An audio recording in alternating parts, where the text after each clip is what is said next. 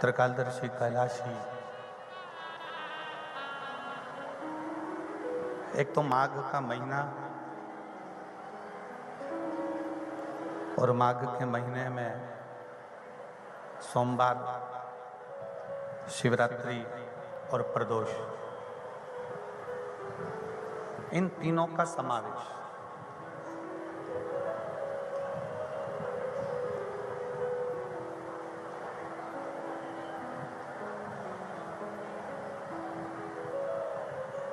चौथे नंबर पर है शिव महापुराण की कथा। अब जितने यहाँ कथा श्रवण करने के लिए बैठे हैं, वो एक अपने मन में भाव बना लेना कि ये सोमवार भी पड़ गया, प्रदोष भी पड़ गया, शिवरात्रि भी पड़ गई, और साकरी में ये शिव महापुराण की कथा भी पड़ गई। बचपन,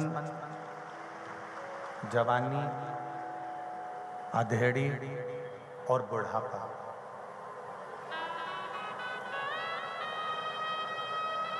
इन चारों अवस्था को संवारने के लिए, इन चारों अवस्था को सुधारने के लिए ये शिव महापुराण की कथा साकरी में हो रही है।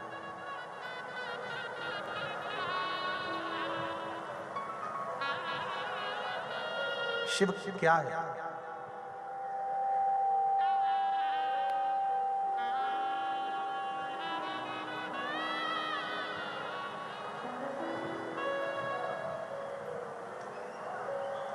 एक गुरु से एक चेले ने पूछा कि एक छोटा सा बीज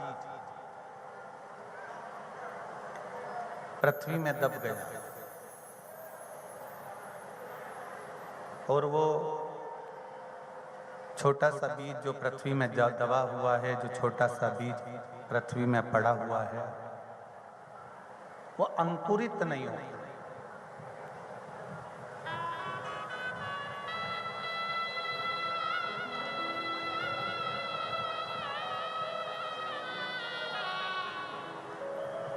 पृथ्वी कठोर हो गई है। प्रेशर बढ़ाओ, प्रेशर बाहर के पब्लिकों के लिए, भीतर के पब्लिक के लिए प्रेशर बढ़ाओ, प्रेशर।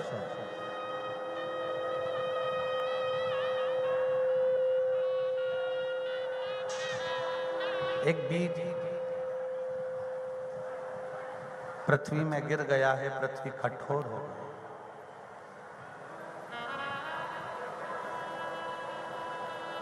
और पृथ्वी कठोर हो गई, वो बीज अंकुरित नहीं हो रहा।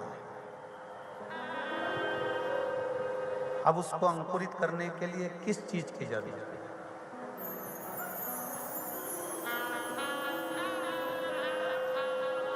आप सब भी खेती करते हो, फसल लेते हो, पीक लेते हो, आपको भी अंदाजा होगा, आपको भी मालूम होगा कि जो बीज पृथ्वी में दब गया है, पृथ्वी अगर कड़क हो गई है, पृथ्वी अगर कड़ली हो गई है, तो उसको अंकुरित कैसे करें?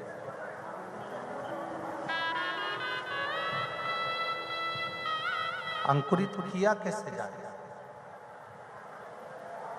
आप उसको अंकुरित कैसे कर सकते?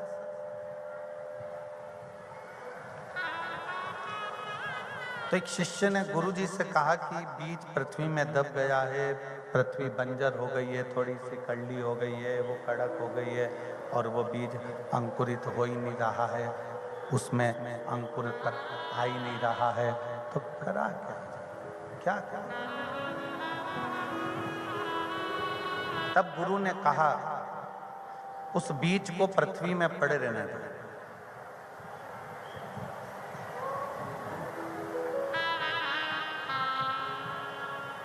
उस बीज को पृथ्वी में पड़े रहने दो। फिर शिष्य ने कहा कि बीज पृथ्वी में पड़ा रहेगा तो बेकार हो जाएगा। गुरु ने कहा नहीं, पृथ्वी में बीज पड़ा रहेगा, बेकार नहीं होगा। एक दिन जब जल की बूंद इस बीज पर, भूमि पर गिरेगी, ये बीज अपने आप अंकुरित होता चला जाए।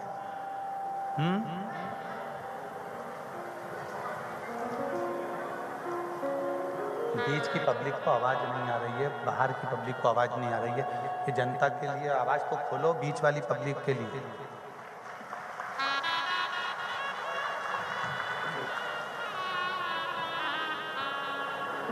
ये बीज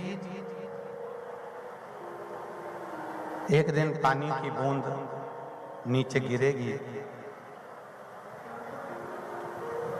और जब पानी की बूंद गिरेगी तो ये बीज अपने आप अंकुरित हो जाएगा, अपने आप अंकुरित हो।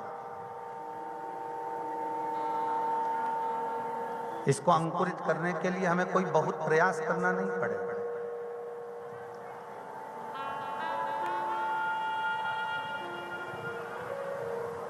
बस इस पे पानी की बूंद गिरी, भूमि नरम हुई, और उस भूमि ने अपना काम करना प्रारंभ करा, और वो बीज अंकुरित हो गया।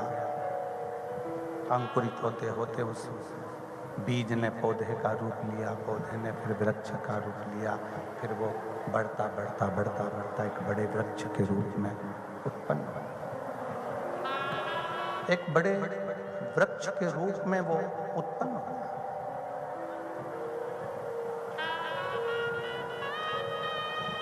शिव कथा भी यही कर, इस संसार सागर में, इस भव सागर में आप और हम एक बीज की तरह, भगवान ने हमको जन्म दे दिया, पृथ्वी पर भेज दिया, मृत्यु लोक में भेज दिया, संसार सागर में भेज दिया। यहाँ पर आप और हम पड़े हुए हैं।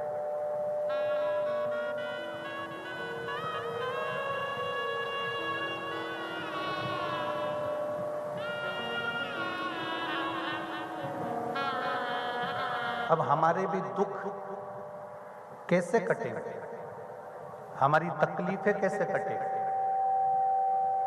हमारे कष्ट कैसे कटेंगे, हमारा दुख कैसे कटेगा?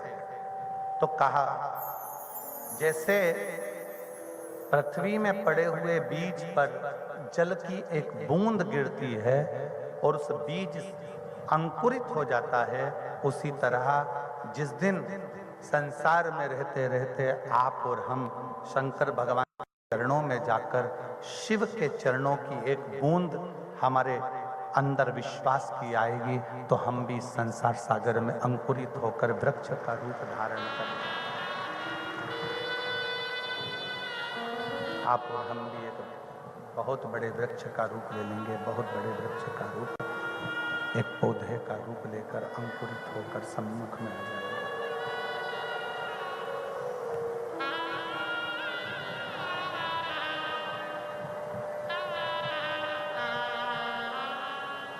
कल कथा में कहा था, भगवान शंकर की कथा में वर्णन किया था कि शिव जी एक विश्वास का प्रतीक है, शंकर भगवान एक विश्वास का रूप है, शिव का भरोसे का रूप।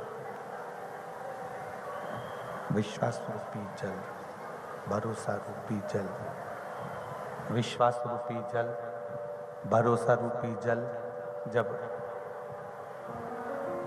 हमारे हृदय पर पड़ता है,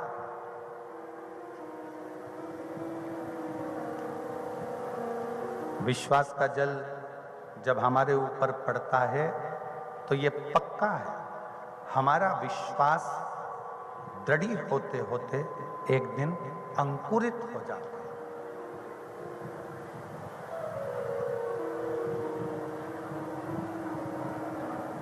तुम्हारे दुख को, तुम्हारी तकलीफ को, तुम्हारे कष्ट को कोई दूसरा काट सकता है क्या? जम के बोलो जरा। नहीं। आप अपने पड़ोसन का भाव कह दो, क्या पड़ोसी तुम्हारे दुख को काट देगा क्या? नहीं काट सकता।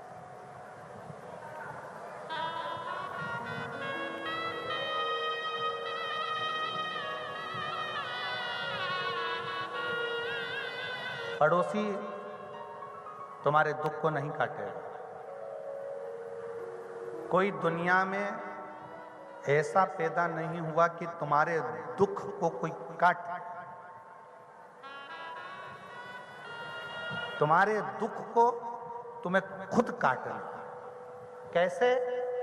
अपने परिश्रम से, अपनी मेहनत से, अपनी लगन से, अपने कर्म से, और भगवान शंकर पर एक लोटा जल चढ़ाकर उसके विश्वास से।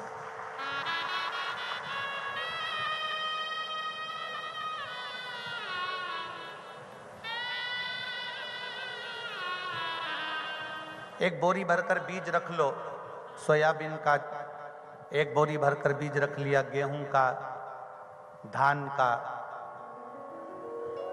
कपास का,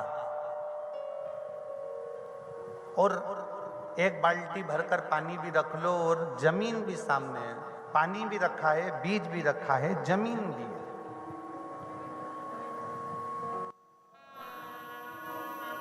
पर तुम वो बीज जमीन में डालोगे नहीं, तुम वो पानी जमीन में डालोगे नहीं, तो जरा विचार करिएगा, मन में करिएगा, क्या वो अंकुरित हो सकते हैं? क्या वो जन्म ले सकता है? क्या वो अंकुरित हो सकता है?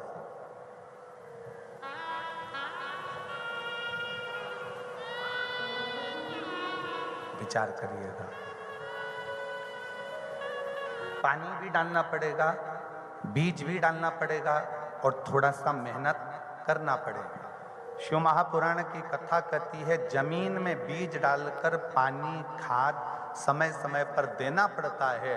उसी तरह अगर हमारा दुख है, हमारी तकलीफ है, हमारा कष्ट है, हमारी बीमारी है, हमारे शरीर में अगर कुछ बहुत बहुत तकलीफें हैं, तो उसको मिटाने के लिए आपको स्वयं उस परमात्मा की भक्ति करते करते कुछ अपने मन में बल उत्पन्न करना पड़ेगा। तो ये निश्चित है कि वो दुख तुम्हारा कटेगा, तुम्हारी तकलीफ कटेगी।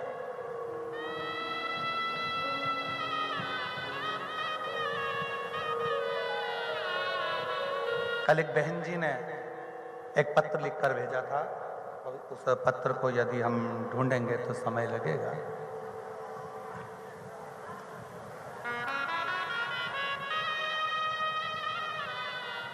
एक बहन जी ने पत्र लिखकर भेजा था। उस पत्र में उन्होंने लिखा था कि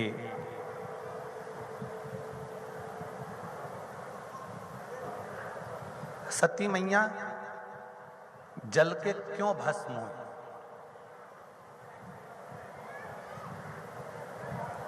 वो तो सती थी ना, वो तो जगत जननी जगदम्बा थी ना, वो तो जगत धात्री थी, वो दुर्गा थी, वो भवानी थी।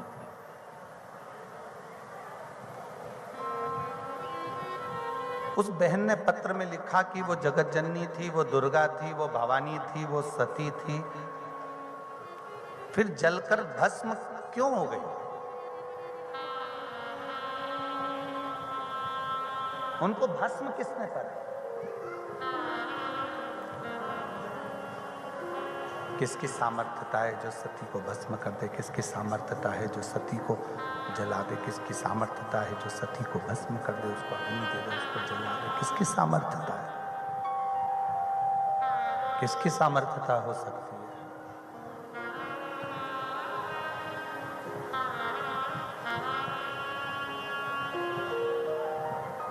उस बहन ने जो पत्र लिखा, वो पत्र बड़ा विशेष है। आज त्रिवेणी की इस कथा में आप उस पत्र का उत्तर अवश्य स्मरण करिए। जो तुमसे ईर्ष्या रखता है ना,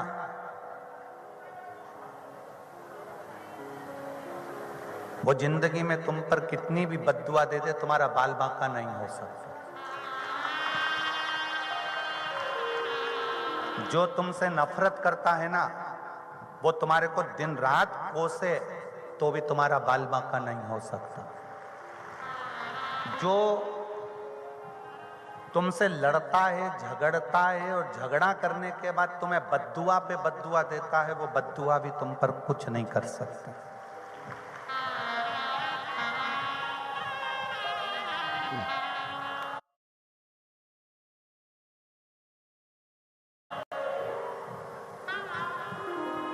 जो तुमसे